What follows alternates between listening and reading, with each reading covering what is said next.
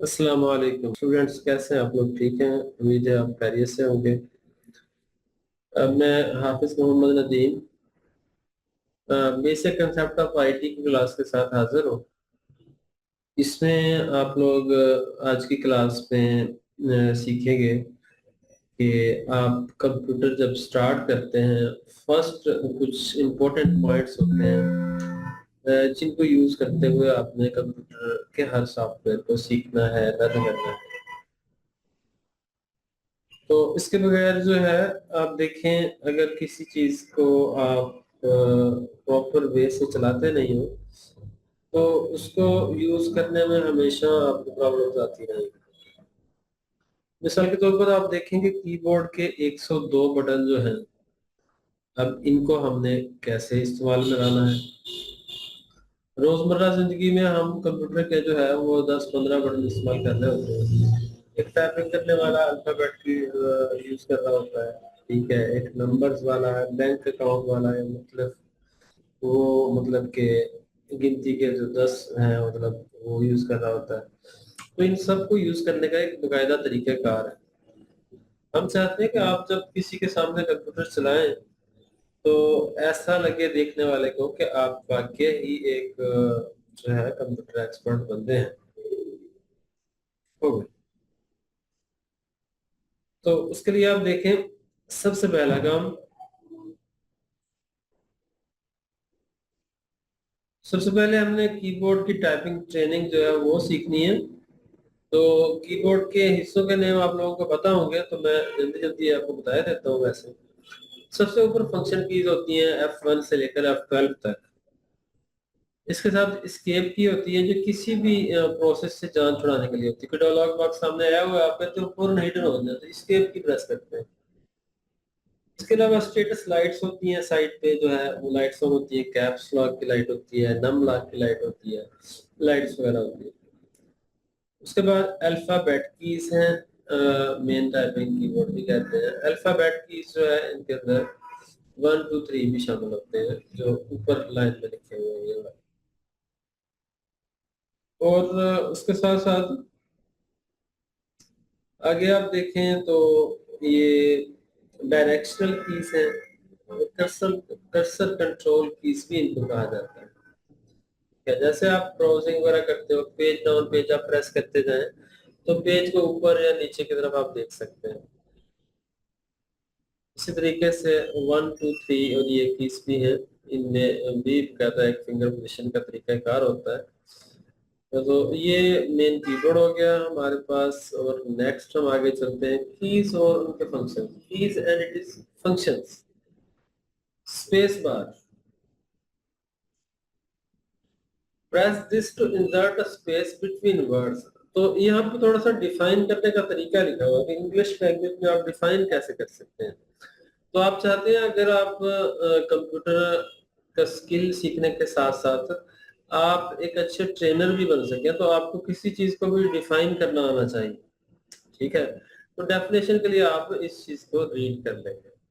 अब जैसे कॉमन आप देख लें डिलीट की, तो हमें अगर किसी से पूछा जाए, कोई आपसे पूछे कि डिलीट की क्या होती है, तो वो आप फौरन उसको जवाब देंगे तो इससे खत्म हो जाता है, डिलीट हो जाता है। हालांकि कंप्यूटर में आप जब वर्क कर रहे हैं तो फिर डिलीट की डेफिनेशन चेंज हो जाती है। क्या होती है? This key deletes the first letter to the right of the cursor. तो इस तरीके से आप जो है इन डेफिनेशंस को थोड़ा देख लेंगे, आपकी इंग्लिश भी अच्छी हो जाएगी, ठीक है। किसी चीज का आपको पता ना चले, लैंग्वेज में पढ़ने में मसला आ रहा हो, तो आप गूगल से भी ट्रांसलेट करवा सकते हैं। यही से आजकल बहुत लोग फायदा उठा रहे हैं, वहां से भी आप ट्रांसलेशन करवा सकते हैं। तो ये आप डेफिनेशन सब रीड कर लीजिएगा, हमारा मेन मकसद प्रैक्टिकली काम करवाना है आपको। तो ये सब चीज के बारे में लिखा हुआ है, कौन सी की क्या करते हैं। तो आगे इसके बाद आ रहा है टाइपिंग रूल्स, टाइपिंग के कवानीन, ठीक है। The US standard 101 keyboard is also known as QWERTY keyboard. Why the QWERTY is called QWERTY? ठीक है, why the keyboard is called QWERTY? क्यों इसको QWERTY कहा जाता है? Look at your keyboard. The third row from the bottom and from the left read QWERTY। तो मैं बोलूँगा QWERTY लिखा होता है, इसलिए इस कीबोर्ड को क्वेटी कीबोर्ड कहा जाता है। और ये इसके अंदर कलरफुल जो आपके सामने डिजाइनिंग नजर आ रही है, ये जाहिर करती है। लिटिल फिंगर से आपने येलो की प्रेस करनी है। उसके बाद सेकंड जो फिंगर है, एक एक वो काम करती है, दूसरी ये इस तरीके से। दूसरे हाथ के लिटिल फिंगर से आपने ये वाली येलो की सब प्रेस करनी है। तो जो फोर फिंगर्स हैं उनके ऊपर 8-8 की जिम्मेदारी है, लिटिल फिंगर के ऊपर भी तकरीबन 8-10 की जिम्मेदारी आ जाती है। लेकिन जो फिंगर ज्यादा हमारी काम नहीं करती, एक्टिव नहीं होती, तो उनके ऊपर 4-4 की जिम्मेदारी है। ठीक है, जैसे 2Q और A Z। अब ये अपने जो लिटिल फिंगर है उसके साथ वाली फिंगर से आपने ये प्रेस करने हैं, तो इसके हिस्से में सिर्फ इतने ही आए। तो आप लोगों ने इस कानून को फॉलो करना है लाजमी। ये रूल अगर फॉलो करते हैं तो फिर आप PPSC में या मुख्तलिफ टाइपिंग के टेस्ट बआसानी क्लियर कर सकते हैं। तो हमारे पास से सैकड़ों स्टूडेंट जो है करके गए हैं। और अगर थाउजेंड्स की बात करें तो गलत नहीं होगा, थाउजेंड्स में से लेकिन 100 बच्चा सही निकला। उसकी वजह क्या है कि बाकी सब टाइम पास होते हैं। लोग कहते हैं कि हम काम करना सीखें, लेकिन हम कहते हैं आप टाइपिंग सीखें फिर काम करना सीखें। ठीक है, तो ऐसे 100 बच्चे होंगे लाजमी जो माशाल्लाह बहुत अच्छी स्पीड बना के हमसे गए। तो आप लोग कीबोर्ड को जो है वो इस तरीके से इनको फॉलो करेंगे। तो ये चीज़ आपके पास रिकॉर्डिंग में आ जाएगी, तो आपको मसला नहीं है। अगर ये बुक आप लोगों को चाहिए हो तो फिर ये बुक भी दे सकते हैं। आफ्टर एडमिशन आपको ये पूरी बुक PDF में मिल जाएगी।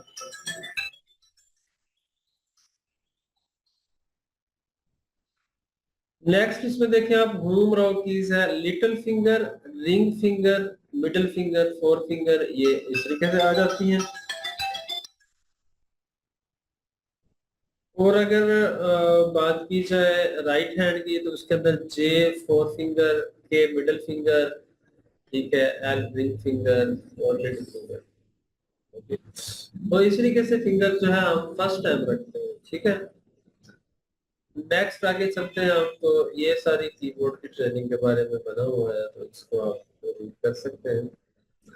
इम्पोर्टेंट पॉइंट्स अबाउट टाइपिंग, तो ये अहम चीज है। ये पूरा का पूरा लेक्चर जो है इसमें है कि आपने कब स्पेस देना है कब नहीं देना। स्पेस बस आफ्टर कोमा, ठीक है, कहता है कोमा के बाद एक स्पेस देना लाजमी, स्पेस बस आफ्टर सेमी कॉलन। ठीक है, एक बार स्पेस देना लाजमी। Do not space before after hyphen. ठीक है, हाइफन एंड में कोई लफ्ज बड़ा आ जाए तो एक छोटा सा माइनस जैसा निशान बनता है, और आधा लफ्ज जो है वो दूसरी लाइन पे हाफ लिख देता है, तो उसको हाइफन कहा जाता है। तो इस तरीके से स्टूडेंट्स आप लोग इन चीजों को फॉलो करेंगे, बाकी चीजों को भी रीड कर लेंगे, किसके बाद स्पेस देना है किसके बाद स्पेस नहीं देना, इस चीज को आप फॉलो करेंगे। अच्छा, correct position of the hands and body. जब कंप्यूटर के सामने बैठना है तो veer at the computer, sit straight, see the picture above, always remember to keep your back straight.